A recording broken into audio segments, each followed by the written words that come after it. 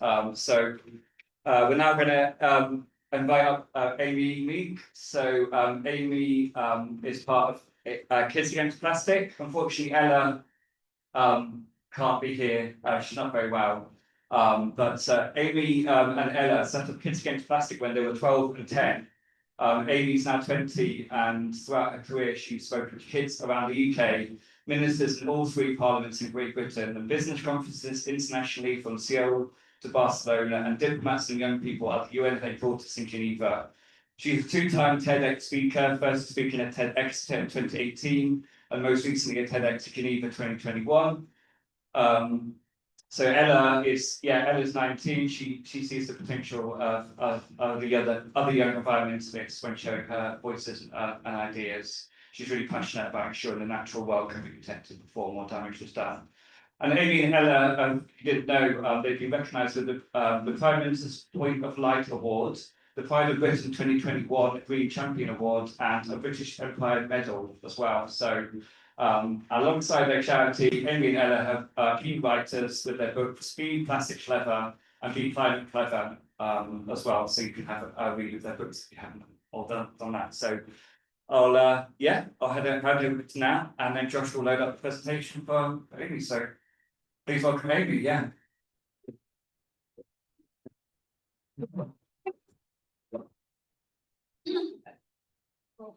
Not going to press. No. Okay, it's fine. I'll manage. Hi everyone. Sorry you've just got me and not Ella as well. We're normally a bit of a double act, but sadly Ella is still in uni, and I think you can all remember what it's like in terms of flukes and stuff when you first get back into your next year of uni. So you just got to make do with me today, unfortunately. It's so wonderful to be here. I have to say that Will is a big act to follow, and that introduction is a big act to follow. I feel like there's some expectation on me now, but I'll do my best. As Greg said, my name's Amy. I'm actually sadly 22 years old now, which may not seem old to you, but just to me. And I am the co-founder of an environmental education charity called Kids Against Plastic.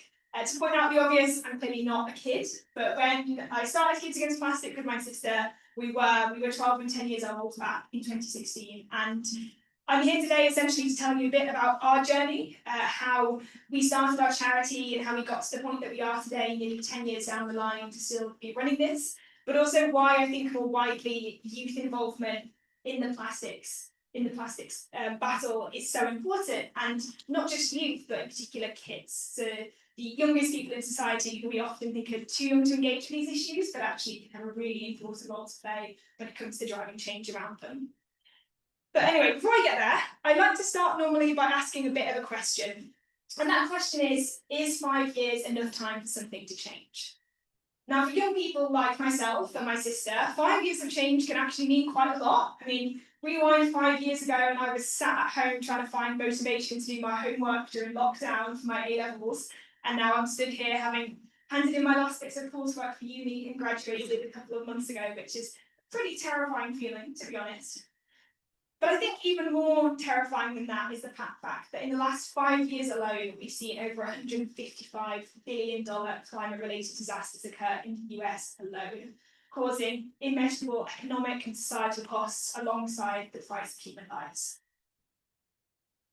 In the last 5 years alone, we've seen the wettest 18 months on record for England, leading to the second worst arable harvest in England since modern harvest records began.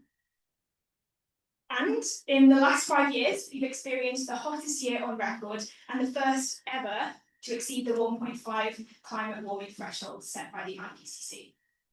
So in some respects, 5 years can seem like a long time. A lot obviously can happen, but of course, time is relative. And the UN's IPCC estimates that we have less than 5 years left to take action on climate change and really prevent runaway global warming into the future. And suddenly, 5 years seems pretty short, doesn't it? Especially when you take into account the many years and decades, in fact, that scientists have spoken about human contributions to the climate crisis and largely been ignored by world leaders, politicians, and businesses. And yet the need to act has obviously never been clearer. And this acknowledgement that, okay, we might have a little bit of a problem here, was what made us, as a family, think that we had to do something about this. We couldn't just sit around and hope someone else would do the work for us. So we recognised that there was a problem and we wanted to do our bit. And so we set up our educational and environmental charity, Kids Against Plastic. Kids Against Plastic, as I mentioned, started back in 2016 as a small youth social action campaign. And since then, we've grown into an international organisation that's engaged over 250,000 students in meaningful environmental education, brought together a team of youth members around the world, and single-handedly removed over 1 million pieces of plastic from the environment. And we've also got the chance, as Greg said, to have some really incredible opportunities that we could never have imagined when we started, from giving TEDx talks and winning awards to speaking to some amazing people at some amazing locations around the world. But obviously, we didn't start there. We had to start somewhere. And back in 2016, we were in the same position that I'm sure many of you are in the room today or have been in the past, which is with an interest in the environment, but not particularly a clear idea of how we could do something about it. It's pretty hard, to be honest, to go straight into diving into running a charity, and especially when you're only 12 and 10 years old. So for us, we started by doing the obvious, something that I'm sure pretty much everyone here today will have done, and that is litter picking. So we set ourselves at this time the target of picking up 100,000 pieces of plastic, which if that number rings a bell for anyone, it's the estimated number of sea mammals killed by plastic in the oceans each year. And we did complete it back on Christmas Eve in 2021, so nearly 6 years after we started on this mission.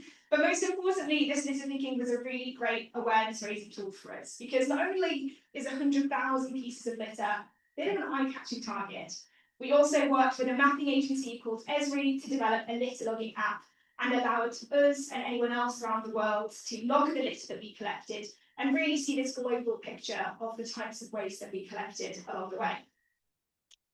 But litter picking, as I'm sure with the same many of you here, really opened our eyes to humans' consumption of plastic in particular, because we've returned to a place, so we've been litter picking just a week before, and all of the litter that we had collected would have already been replaced. I remember even once we went back in lockdown somewhere, and the place had been marked as an environmental crime scene, literally within a week of us going and doing a clean-up and trying to make a difference. So clearly, picking up plastic is not a solution to the plastic crisis, at least until we collectively cut down our consumption to begin with.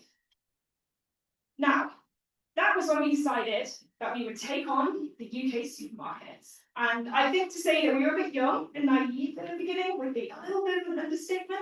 To give you an idea, this is what we looked like at the time. But we decided that we would tackle supermarket plastic usage and in particular plastic bottles. And so we set ourselves the not very ambitious goal of trying to get plastic bottled water off the UK supermarket shelves. Now, why plastic bottles in particular? Well, for us at the time, they were a little bit of a bugbear because we found it really frustrating how misleading plastic bottles were with regards to their eco-credentials around recycling.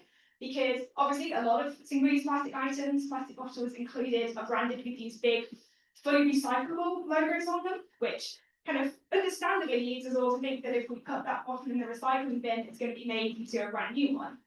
And at the time, anyway, this really wasn't the case. We actually got in touch with pretty much all of the main UK bottled water companies, and all but one of them admitted to us that they use 0% recycled content in their bottles. And obviously times have changed since then, and a lot more of these companies are starting to include recycled plastic in the products they produce and more clearly advertise that as well for consumers. But I think bottles are really just one symptom in a really ineffective waste recycling system that we currently have, especially with regards to plastic here in the UK. Now, obviously, we have a pretty confusing recycling system in the first place, where I could put something in the bin here in Birmingham that I couldn't back in Nottingham, where I'm from. But even when you put most of your plastic items in the recycling bin, they're often downcycled instead of being recycled into new items. Now, I don't want to tell everyone here something that you already know, because I'm sure lots of people here are more knowledgeable about this issue than I am.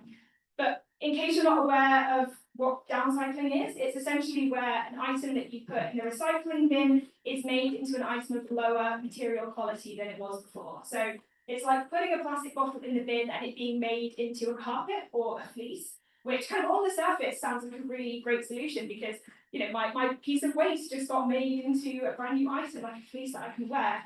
But actually this brings about a whole array of other issues at the same time, one of which is in particular around plastic microfiber pollution, which, as you may know, is a really prominent form of ocean pollution now, and it's in particularly causing concerns for marine biologists because of the interference that it can have in the food chain and with chemicals in our bodies. And every time we wash or we wear and tear down an item that's made of recycled plastic, it starts to shed these microfibers into the environment, and obviously that's not what we want. But also, more obviously, downcycling still means that loads more plastic needs to be produced just to replace the items that we used and sold the day before.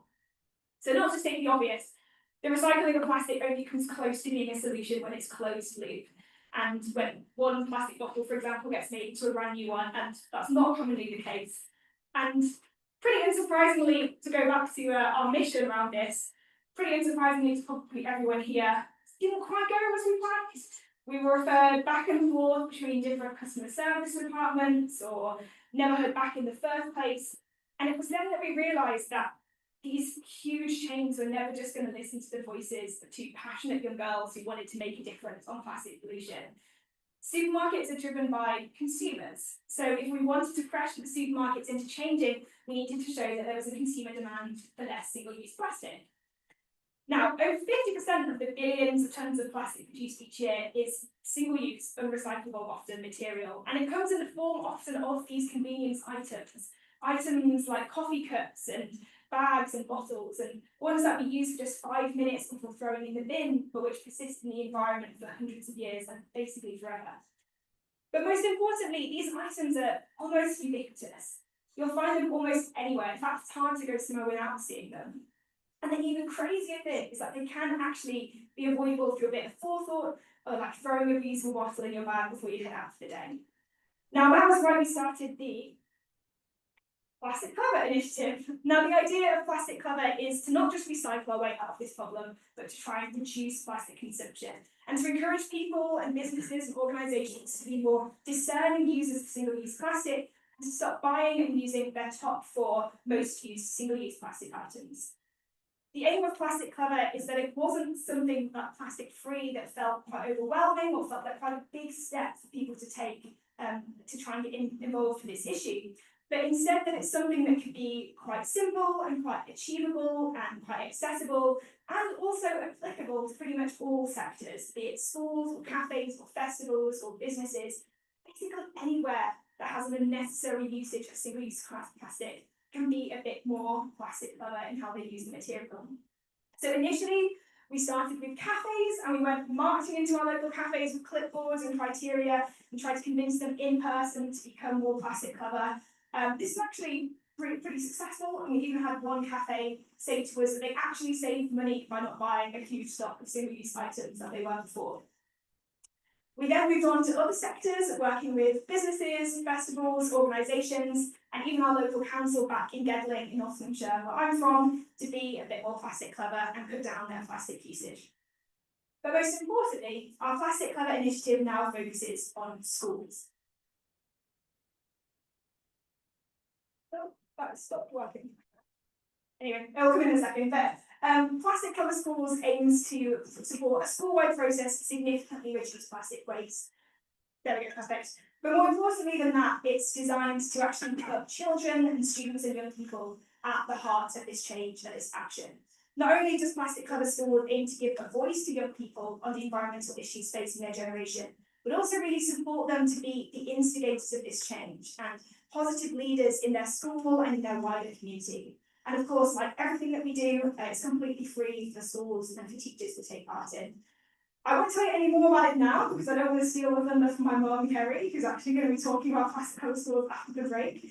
But I just wanted to give you a little taste of the programme, and in particular, a taste from a school that we worked with in Leicester to show you what they got up to. If the video works. I don't think the video's in this. Oh, okay. Slides got We can share this video separately if you want. just whichever. Just. Yeah.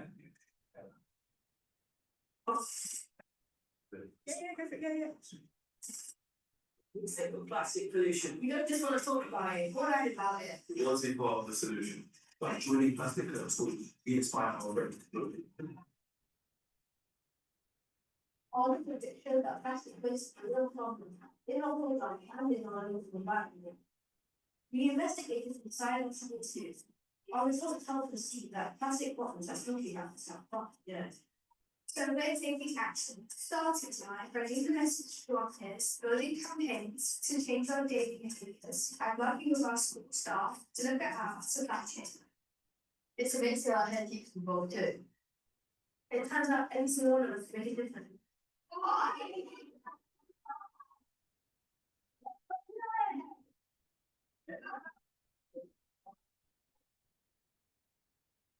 So just that gives you a taste of the kind of stuff that we do with schools and primary and secondary students as part of the programme. And there's a slide that I skipped past, which I'll try and go back to in a second if it works. But we also have something called the International Day of Action coming up as part of Plastic Cover Schools, which is happening at the start of November. And there we go. And essentially it's a day where we're trying to encourage schools to join in and essentially work through almost all of the programme in one day, or at least support them to get started in the programme in one day. And last time we had over 400 schools join this. We had schools all around the world taking part, which was really awesome to see, and it's happening again this year. So if you're connected to any schools or a teacher yourself, please do check out the Plastic Cover Schools website and get involved in that, because it's a really inspiring day and it's awesome to see everything that the schools that you can partner into. But to go back to what I was saying, I think I feel so lucky to really get to see the inspiring work that young people do every day to help the planet, whether it's through school, through an amazing array of creative activities to help their school reduce their plastic waste, or to lead the way among their friends to make a difference. And it's why I'm incredibly passionate about working with and inspiring young people through our charity. I mean, it's kind of in the name, Kids Against Plastic, after all. We tend to find that young people are often deemed too young or too inexperienced to kind of care or understand the issues facing our planet, but we've found that they hold this huge untapped power to be a crucial part of the solutions to environmental crises that we need to see. And that's why we've also run through the charity our Kids Against Plastic Club, which is our network of over 330 young people from over 10 different countries who we work closely with to support and facilitate their own action against plastic pollution. As part of this, we have weekly Connect meetings on the Saturday mornings. There was one an hour and a half ago this morning to learn more about plastic and try and make it something that's fun and interesting and engaging for kids by running games and activities. And through these meetings, we also give the kids the chance to give their own what we call cat voices presentations, where they essentially get 5 minutes to talk about whatever it is that they want to talk about to the rest of the kids on the meeting, which not only is super interesting to see the kind of array of interests and passions we have through the kids in the club, but also allows them to really develop their skills and confidences in a setting that's completely supportive and non-judgmental. And we've really seen a transformation in the kids we work with through these kind of initiatives, and the fact that one of the young people who joined our club 5 years ago now first joined with a fake nickname and a camera off, and is now actively leading meetings for the rest of the kids 5 years down the line, just to see the transformation that they can go through when they feel empowered and activated about something they care about. It's just so inspirational. And alongside meetings, we also have things like award schemes for litter picking, we have resources for the kids to get involved in taking their own plastic action, and we have challenges set by club members for other club members to get involved with, often with prizes as a bonus. And we have had competitions on pretty much anything you can think about, from creative writing to badge designing, to litter picking, to even designing a club mascot, which is now a very cute golden retriever. And the kids part of the club are a complete range of ages, from 5 years old all the way to sort of 17, 18 years old. But they all share this same passion and enthusiasm, and it's belief that age isn't a barrier to taking action for what you believe in, and actually far from it, in fact. And one of our Kids Against Plastic members, Sky Neville, is a perfect example of this. So we worked with her a couple of years ago as part of the Kids Against Plastic TAP or CAP TAP campaign to get UK supermarkets to stop selling magazines with low quality plastic cover mounts on the front of them.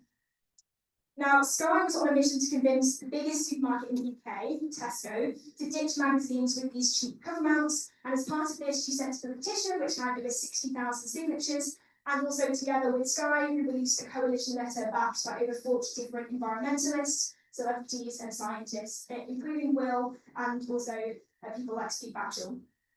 And whilst you might think that convincing the UK market leader of one of the largest industries in the world to change was an ambitious first goal for a 12-year-old, well, Sky wasn't in it alone. And behind her was this army of passionate school children, all of whom were writing their own letters to Tesco's CEO, Ken Murphy, which we posted individually to the Tesco headquarters for hundreds of days. And one primary school alone sent over 200 letters to send to the CEO, often with hand-drawn posters and messages accompanying it, including Ken Murphy throwing a plastic bottle into the ocean, which only a kid to a CEO. And as a result of the campaign, following some productive meetings with two of the UK's leading supermarkets, a CAP team of myself and other members have actually joined a brand new environmental roundtable, including leading comic and magazine publishers, play experts, and others interested in how to make comics and magazines and sold to supermarkets as environmentally sustainable as possible. But the CAP campaigns don't stop with Sky. We also launched another campaign alongside one of our, at the time, 10-year-old members, called Ali, and this was the 1 million list pick. I'm going to be honest, the 1 million list pick is exactly what it sounds like. It was a challenge to try and collect and remove 1 million pieces of plastic litter from the environment and to log them on the Kids Against Plastic app. Now, 1 in a million isn't just about 1 million pieces of plastic, which Ali actually calculated, probably with a bit of help from her dad, could be done in 2,740 people if they collect 1 piece a day for a year. The real core of this campaign was more about the imperative to raise awareness about the dangers of plastic pollution, and her mission really transcended the act of just picking up litter, aimed to sort of emphasise broader issues surrounding plastic overconsumption and its adverse effects on our planet. Now, Ali actually set us the bold target of reaching 1 million by her 11th birthday, so less than a year to complete this target. And whilst I'm sad to say we didn't quite do it in a year, we did do it by her 12th birthday. And when I say we, I mean this amazing network of volunteers and young people who went out, cleaned up their local area and logged it on our app. And because of this, we're able to see this super interesting breakdown of all of the plastic waste around the world on the app. So from India to Brazil to Spain to the Azores. And finally, our most recent youth-led campaign was launched actually just last week. And we're so pleased to be giving 3 of our amazing young members, Inaya, Isa and Isabel, the chance to be the face of an issue that they all care really deeply about, which is microplastic exposure in young people, and particularly through plastic gums. Slides have unfortunately stopped working here. Now, there was recently some research that came out from Queen's University Belfast, which found that chewing a single piece of traditional plastic-based gum can release upwards of 250,000 microplastics into the body if you chew it for an hour. And so that's why, alongside a plant-based gum company called Nude, we're now running a campaign called Poisoned by Plastic. So featuring inspiring young members of Kids Against Plastic, this campaign is aiming to confront the hidden plastics in chewing gum and calling on the government to better protect the health of young people through this. Now, 50% of gum consumers are under the age of 25, so this is an issue that really pertains to young people and young people's health. And the least that we can expect, I think, of the gum industry is to give consumers an informed choice on what they're putting in their bodies. Currently, plastic isn't listed as an ingredient on the packaging of plastic gum. It's instead mixed in with the gum component. So far, there's been an early day motion that's been tabled in Parliament by the MP Rira Hoghouse, and that has 38 signatures so far and counting, and we really think that it's time for transparency, accountability, and urgent government action on this issue. Now, Sky, Ali, Inaya, Isa, and Isabella all kind of bring together 3 important principles of Kids Against Plastic, which is education, power, and purpose. Now, I've seen firsthand through Kids Against Plastic the power that kids hold when they understand and are connected with an issue, and the positive impacts they can make when they take action in their own lives to address it. And so that's why we also released the CAP Action Academy, which is a skills building initiative to help kids feel confident and empowered enough to be activists around issues that they care about and want to make a difference on. So it essentially takes kids through the 3 different phases of the key basics of public speaking, writing for a purpose, and video making, which are obviously key essentials to being a change maker, but also key basics and essentials for the rest of their lives as well. And so we're really excited to see the potential that the Academy holds, and we've already seen how support and encouragement through this can help the young people that we work with to flourish. Now, there are many, many stories like skies and alleys and deniers that I can share, and they're all connected by one really powerful driver. And that's an intrinsic motivation to take action now. A passion for change, followed by an action for change. And not only do these young people have a hugely important role to play in their own actions to help the planet, but also through the gateways that they provide to their own families and their friends. Because let's be honest, there's really nothing that gets you questioning your commitment to saving the planet than a kid coming up to you with a little bigger, like literally the size of them, saying, let's go for a little bit. I think it's incredibly inspiring to witness young people demonstrate that age isn't a barrier to taking action for what you believe in. And actually, they get the need to start right now, because why would you wait? Why just talk about the problem and put off doing anything about it? That doesn't make sense to kids, because it doesn't really make sense at all. Especially when you consider the way that our modern world has developed in the last century in particular, where it's being increasingly left to young people to do the work now that those in power should have done years ago. And this is not without consequence. We often see kids as being perceived as too young or naive to play an effective role in tackling issues like plastic pollution or climate change.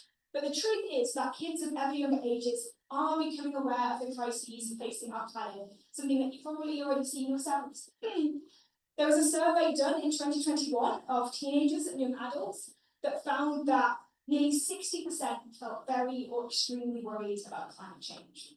And this worry is rooted in this feeling of helplessness and inaction, and this feeling that as kids we're kind of set to just sit back and watch our planet be destroyed and can do little about it. And that same 2021 study found that nearly half of those young people who had spoken to others about environmental issues felt that they had been ignored or dismissed. It doesn't have to be this way. Instead of treating young children and young people as though they're incapable of understanding, taking action on real-world events, we need to support them to feel empowered to be involved in them. And I'm confident that if we can nurture children correctly and empower them with the skills and the tools that they need to believe that their voices matter and that their ideas matter and that they have a right to express how they think the future should look and should be able to input into those decisions to affect that future, then they have the power to bring about really large positive change. But what do we see instead of this? A factory-like approach to education systems that increasingly require children from ever younger ages to sit down and be quiet and to conform and not express. We see that governments and world leaders don't take young people seriously. Those who have the power to make urgent changes the world needs, the very people we need to listen. And this was epitomised back in 2019, when only 10 out of over 300 government ministers turned up in Parliament to a debate in response to the youth climate movement in the UK that year. That means that less than 4% of government ministers thought that it was important to listen to the hundreds of thousands of young people standing up for climate action in the UK. Less than 4%.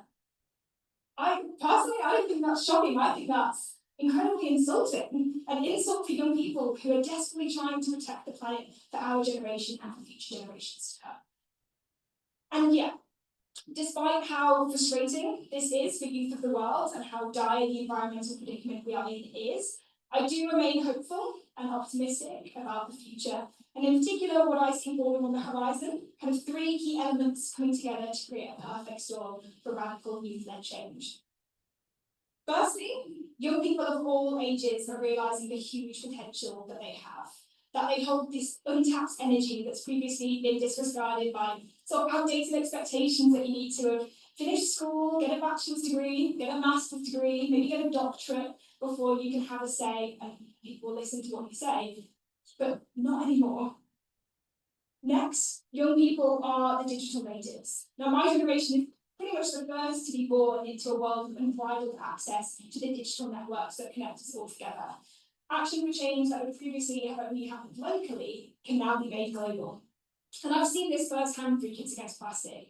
We are able to meet each week via video call with young people from all around the world, from Australia to Indonesia to the USA to Spain. Kids that would have literally never had the chance to speak to each other, never mind work together, are now connected in a positive space that encourages collaboration and unites us across continents. And finally, there is a very obvious burning platform. We are rapidly counting down the years until we reach the climate tipping points that signal large, irreversible change to our planet. If I or Ali or Inaya were to wait 5 or 10 years to get into a conventional position of leadership in which we could take action against these issues, it would already be too late.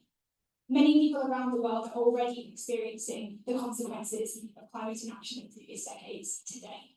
So we can't wait. Either we take action now, or we lose the chance to reverse this crisis forever.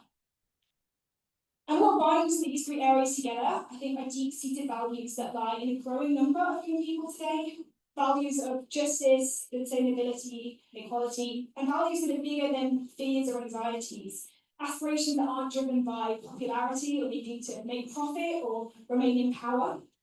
Passion that not just expects change, but demands it.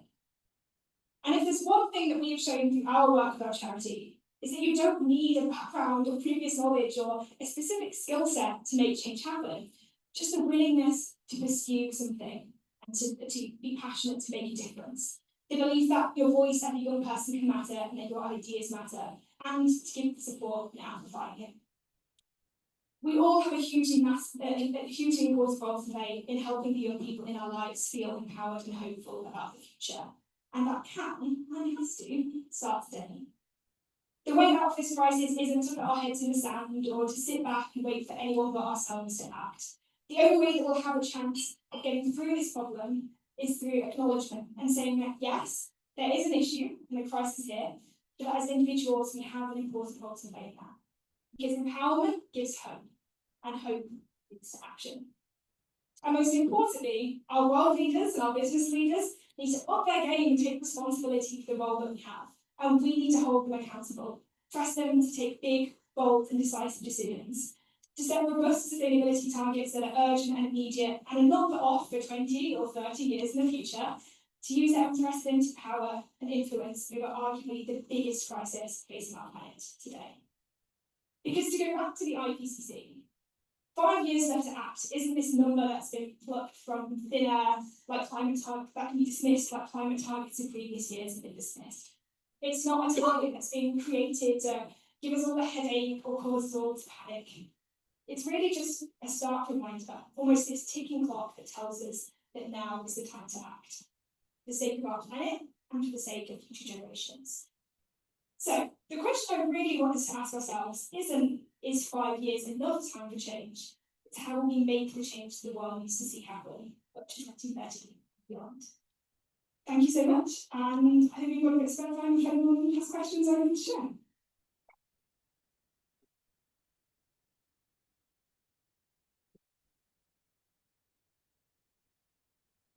Amazing, that's incredible, really, really empowering and very inspirational. Absolutely like blown away with everything you're doing. It's incredible, like yeah, what's going on. So yeah, just really exciting. And so yeah, so does anyone have any questions? Does anyone have any questions for Amy? And we're asking online as well. If anyone has any questions, and Josh will monitor that. But we've got about 10 minutes for questions or discussion if anyone has any points. If you could speak into the microphone. Sure. I thank you so much for the just brilliant speech, really inspirational. You mentioned some figures with gum, etc. Was that 50% or 50%? What's the percentage of kids essentially that chewing gum, which up until now, I suspect the majority of us didn't really know their percent contained plastic or such a phenomenon without plastic. So the statistic is 50%. So 50% of gum consumers are people under the age of 35. Yes. Yeah. Which means that when you look at this microplastic exposure, we don't fully understand the impact that microplastics in our body yet going to have. We know that they're getting into our body. We know that they've been found in the blood-brain barrier, that they've been found in like the linings of our lungs. But we don't really fully know what that full effect could be. So you've essentially got a significant amount of young people releasing like mostly plastics they don't know about into their bodies from younger and younger ages, alongside all of the other sources of microplastic exposure. So yeah, that's why it was really important to us to put young people at the centre of this campaign and to really have, you know, there's slightly gory faces on billboards and in pictures for this to kind of really bring this issue back to young people as well. But thank you for that clarification. Thanks again. Does anyone else have any points yet? If you want to state your name, you're welcome to do that as well. Hi, thank you. That was a really great talk. I really enjoyed listening to it. As other people said, it was really inspiring. I just wondered what would be your advice to any young people that you know are at school where plastic's still available, and when my son goes to school, I'm shocked that they still sell plastic bottles of water as available. So, what would be your advice on how they could move forward and how they could perhaps bring about change in their school? What would be their the best way to go about doing that?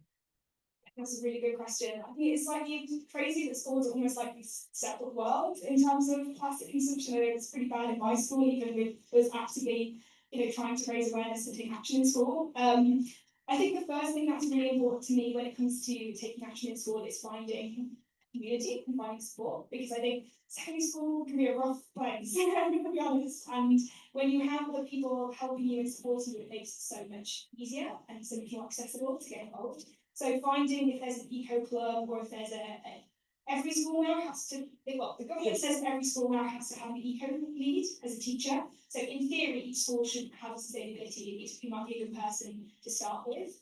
But aside from that, obviously we try and encourage the kind of phased approach through plastic cover schools of, I think the kind of first starting point with this is raising awareness, but also understanding what the picture of waste is, because there's some stuff that stands out like plastic bottles, but it might be that if you look at what's in the bins, it might be, we have like pasta pots at our school that were a really big source of it, or we had people bringing in plastics that were then going in the school bins. So looking at what the picture of waste is in school to then understand what are the main areas to address, and that could either be the big items that are causing the most waste, so stuff like plastic bottles, or it could be that you start with the items that are maybe not as common but are really easy to tackle, sort of low-hanging fruit that's like, well, why are we doing this in this way? It doesn't have to be functioning in this way. We'll start with that and then we'll build up from there.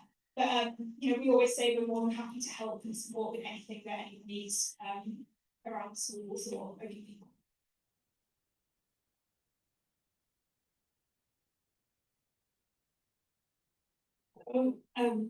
Sorry, my name's Laura. I'm from Grace.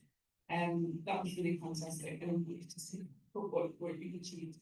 I've got 3 young kids at high school and primary school, and I'd love to be able to get involved in some of this stuff, but what I'm interested in is how you involve parents. I find that is what I've done some volunteering with business courses. It's one thing to get kids engaged, but getting busy and stressed parents who, I guess, ultimately make some of the buying decisions is difficult.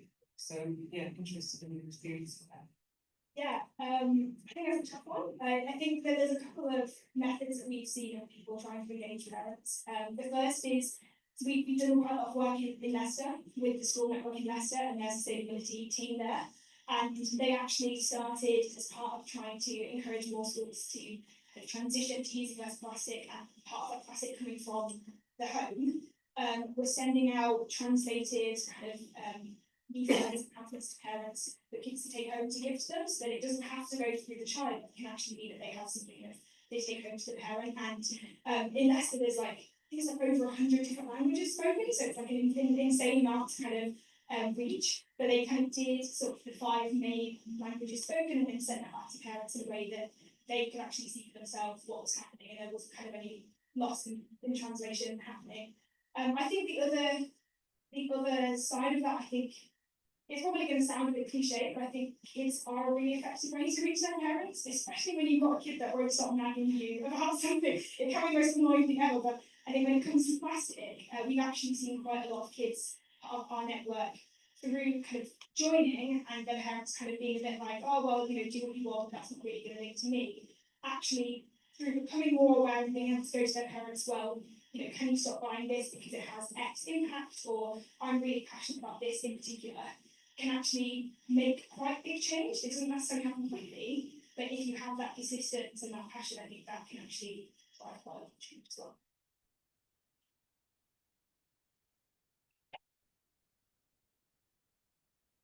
We have a question online, so Josh, do you want to read our question online?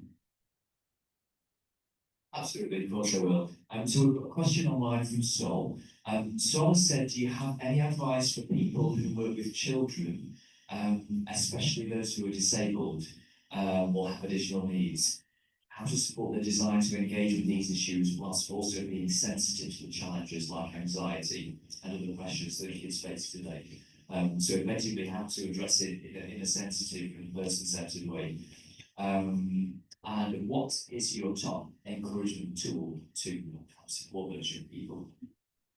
That's a really good question. I think the key for me with this is no young person is the same. And I think if you take a blanket approach to something like engaging students in schools, it's not going to work for everyone. And I think that the thing that we try and do with our schools programs and with our youth programs is have children lead it. So if you have a child who or a student who expresses an interest in a certain area of this issue, then kind of follow their interest with this and take it from there.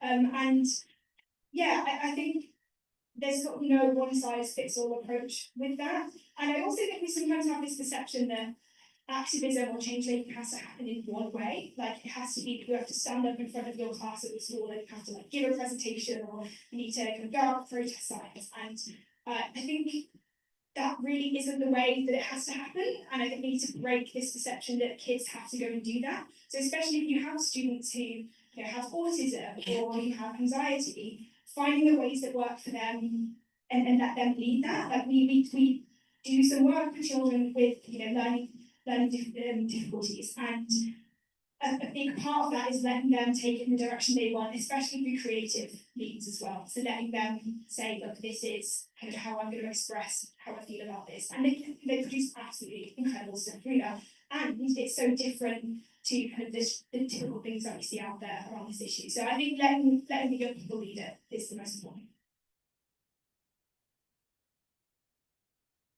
Okay. Well, come on, this might have to be the last question. Yeah, sorry, I realise there's not much time left. Thank you very much, that was really, really inspiring. I was formerly the eco lead at my last school, primary school, in South London, and something that I really struggled with was actually mobilising teachers to want to engage with this sort of stuff, because teachers have a lot to do, a lot on their plates anyway. So just wanted to ask, what would you do to inspire teachers to care about sort of implementing stuff both into the curriculum and into the wider school that is like environmentally focused? Thank you. Yeah, another really good and difficult question. My mum probably has quite a lot to feed into this and how to place it, because she is a teacher, so she also has those struggles. But yeah, I think it's again it's no kind of one solution that works. I think a big part of it that we found is actually education still, because I think we kind of assume that because teachers are adults, they know about all of these issues, and a lot of the time they don't. And so I think that has been one kind of part of it that's been really kind of important for us. But I also think trying to make it as easy as possible, because like you said, with there being so much already expected of teachers, and it's so hard to kind of fit stuff into a curriculum that really doesn't prioritise environmental education in the first place. What we've tried to do through our initiatives is just make them as simple as possible and make it something that can also be led by students in that way. So it doesn't have to be all on the teachers to be the ones to drive that change. It can be students that go, okay, well, we've identified this is an area of plastic that we want to reduce. We're now going to speak to the head teacher and get the schools to implement this, and then it kind of filters through the teachers through that method as well. So I think, yeah, a big part for us has been just we don't put all the expectations on the teachers, and actually again driving that change through the students as well. Yeah, absolutely. And yeah, the next session after the break will be focusing on education a bit more. So Kerry will talk about that. We also have nature makers and university at Bournemouth University as well. So that session will be, kind of explore a little bit more about education at 11:15. But it's literally just coming up to 11 now. So thank you. We want to say a massive thank you to Amy for the incredible inspiring talk. So thank you, Amy.